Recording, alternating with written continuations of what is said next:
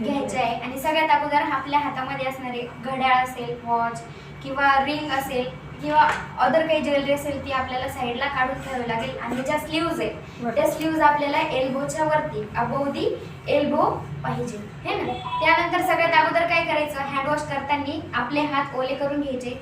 Handwash असेल किंवा soap असेल ते आपल्या हातावर व्यवस्थितपणे स्प्रेड करून घ्यायचे है ना. स्प्रेड करून घेतल्यानंतर दोन्ही तळ हात एकमेकांवर व्यवस्थित घासायचे, पाम टू पाम. त्यानंतर back of hands, back of hands, between fingers, around the thumb. दोन्ही हाताला 5-5 वेळेस एक स्टेप आपल्याला रिपीट करायची.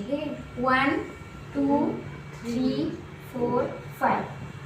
अगेन 1 2 3 4 5. त्यानंतर फिंगर नेल्स है ना, दोन्ही हातावरती 5-5 वेळेस एक स्टेप आपल्याला रिपीट करायचे आणि बिटवीन फिंगर्स. त्यानंतर अराउंड द रिस्ट.